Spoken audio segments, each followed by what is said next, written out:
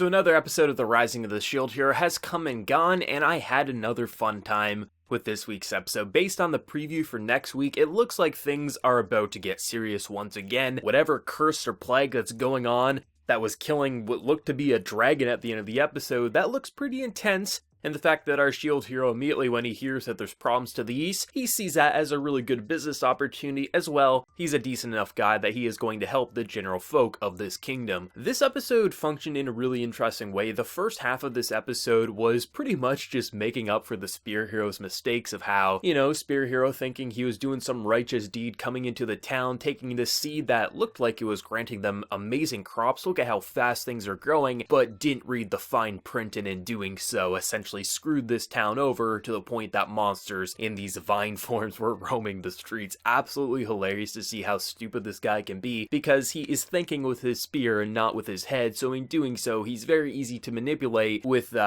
well, that one chick that we don't like to say her name too much. This episode was pretty fun in the sense that we really get to see the shield mechanic work tenfold in this episode. I do like the idea that he can use multiple shields and use the effects of multiple shields in this kind of stacking way to do some really cool things, especially after this whole kind of plague is dealt with. He does some pretty interesting plant modification, reading into the plants to basically make this really good mechanic to sell food and crops that would actually kind of get everyone in this town to be fed for life, essentially. I like how he can come up with such interesting ways to currently make his, shield that may not be overpowered in battle just yet, actually serve a really interesting purpose to keep his party fed and keep them actually on the upper class in wealth instead of being poor and hungry. Really interesting stuff. And though the action wasn't that long in this episode, once again, I do like the party dynamic. I love just seeing Philo come riding in her bird form, kicking things in the face. You'll have Raftalia basically just cutting it up in a very beautiful way, and then you'll also just have Naofumi doing some pretty cool things, knowing that he can modify plant life and things like that, so he just walks in like a Terminator badass, taking it out, modifying the poison to take out this monstrous beast that at first glance, especially in the early stages when he couldn't even attack slime balls, this is such a major upgrade for Naofumi, and we're just getting started. He doesn't even really have that offensive of attacks yet, and we know eventually his shields are going to get better and better and more capable for battle. This party dynamic is absolutely fun. I think one of the best parts of this episode in the past 3 episodes is how funny this series actually is. And I don't just mean like haha funny every so often. The general interactions when we're not being serious or dark and gloomy come across as funny. The bandit stuff from last week absolutely had me dying. This week, most of the dialogue between Raftalia and Philo, it generally was funny. Like, yes, they did play into tropes in the whole jealousy love triangle sort of situation, and you can look at a lot of the overall persona of Philo and say, isn't that a little too tropey? But it generally comes across as funny, especially because Naofumi, like when he's doing things like brushing Philo's hair, like he's not doing it in a sexual way or doing anything. He's just being like, okay, this little girl wants me to do this, but she can brush her own wings. And then you'll see kind of Raftalia pouting in the background, drinking the drink, whatever it was, milk or whatever she had, because she was too, upset that she wouldn't share with basically her sister. That type of stuff is funny. I like all the very subtle interactions and just subtle ways that characters will respond. Like when Naofumi is offering the villagers basically this amazing harvest, he's like, yeah, I'm not giving this to you for free. Like, what the hell are you talking about? Like, you have to pay me either in goods or something else. And then Raftalia is just like, you're a little too greedy sometimes. I love the just general interactions between these characters because it's actually funny. It makes me laugh, makes me have a smile on my face. And even when we're looking at more tropey designs, I'm not really feeling like it's that off-putting. I feel like the author is doing something in their own way to make it pander to one side of the crowd, but also make it into something worth watching and not saying like, okay, we can just skip this episode and wait till it gets back on track with the serious and dark and gloomy. No, these interactions are very fun. Like the idea that each of them are trying to basically get something for Naofumi.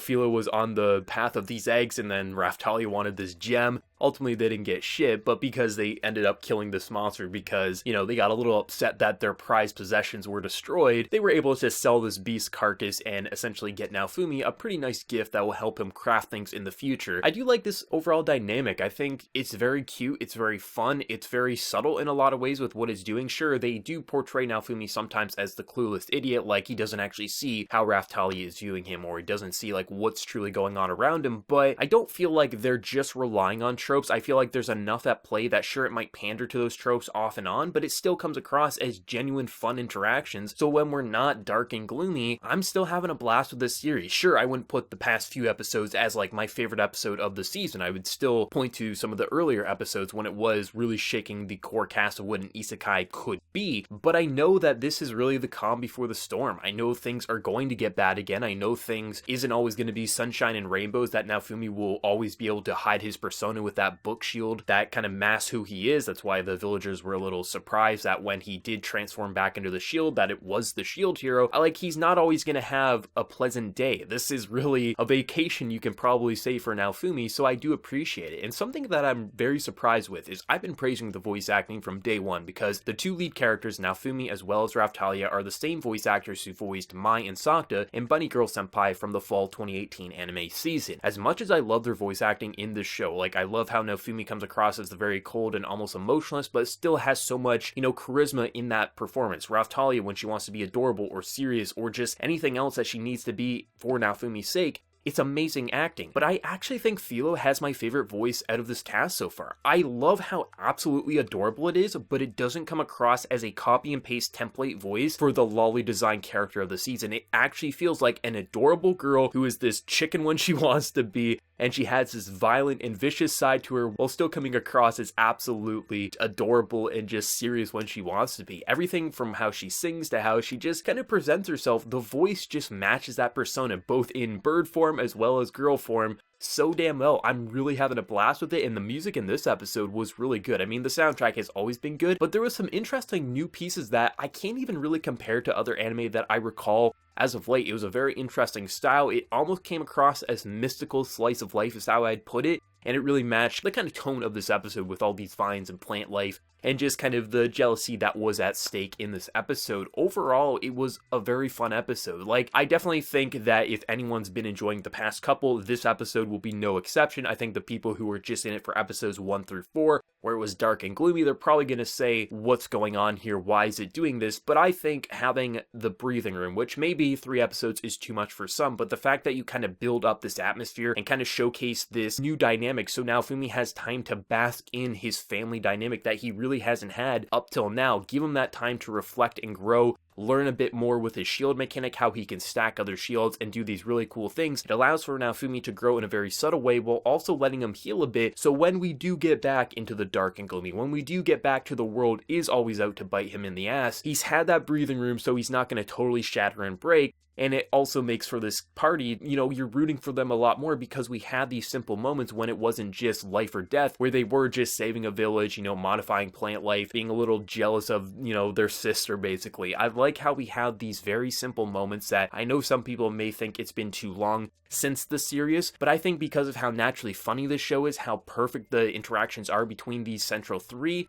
it really makes you buy into it. I think there's a lot of interesting world mechanics at play. I think the idea of Naofumi learning more and more how his shield can work, yeah, he's gaining a shit ton of shields, but, I feel like that's kind of the nature of the beast with this heroes. Like, the heroes are supposed to be the most powerful people in this kingdom, all 4 of them, so I expect that they're going to have some pretty ridiculous powers as they master it. And the fact that anyone who knows anything about a story, that even if your main character is starting off as the weakest, he's going to become the strongest eventually. But I like how we're building up to it, how right now we're saying, wow, that's actually pretty cool. Look at how, he's mixing all these kind of plant abilities to make some really cool stuff that, yeah, maybe is scaring Raftalia because she thinks that Naofumi's going to release another horrible monster. But we know that this is just the tip of the iceberg. As he gets more actual shields that are good for combat, imagine what he's going to be able to combine together to be the most badass on the field, and he won't just have to wait around for Raftalia or Philo to do the damage, he might be able to do the damage himself. I like how even in these simple downtime moments that I know some people are going to call filler, which I think is absurd, it's actually building up Naofumi's character both on a personal level, having him not be always depressed, and being able to focus on the good that is around him,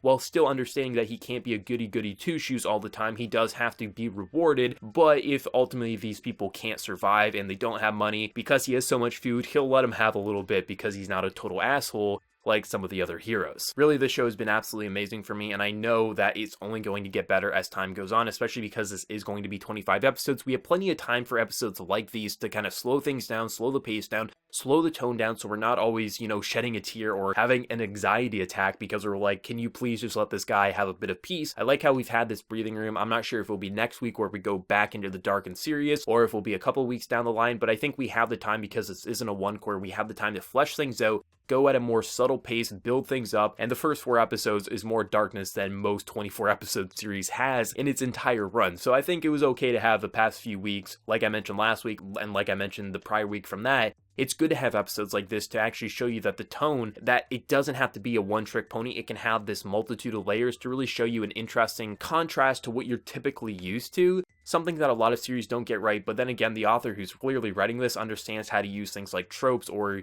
actually understands how to flesh out a world and its characters, so it's not just people grow numb to what they're seeing. So when you could grow numb, it shows you a different style, so then you can get back into the swing of things when either the town's going to be destroyed or a dragon's fallen from the sky because of a plague. It makes you buy into the darkness a lot better, especially because we're dying to see it, and when we're dying to see the dark and gloomy, when it does pop back up, it's going to hit us all the harder than if we were just episodes 1 through 7 making us feel depressed, because ultimately having that little bit of a breather room, it's going to make that impact probably equal to what we saw at the end of episode 1 going through 2, 3, and 4. And that excites me. When you have a series like The Rising of the Shield Hero, where even one of my best friends, Ryan, who hates series like this, is praising it, is saying it's funny, and the tropes aren't bothering him, you know that this is an isekai that deserves to be praised. Everything about this show is really good, and like I mentioned last week, the worst that you can say is that it's not always visually the most flashy thing out there, but substance over flash any day of the week. Once again, another really fun episode of The Rising of the Shield Hero. The cliffhanger after the credits has me dying to see where that's going to lead us. Let me know for any of the source material readers, be it the manga, the light novel, the web novel, whatever the hell you read, because there is so many versions of this story. Let me know whatever you thought of the adaptation this week, and for anime originals like myself, what are you thinking on the very cute dynamic? Are you for it, or are you just waiting for that darkness to return like some other people out there? Let me know, and be sure to like the video if you did enjoy, and also hit that subscribe button if you're new to the channel. But until next time, everyone, please take care and have a good one.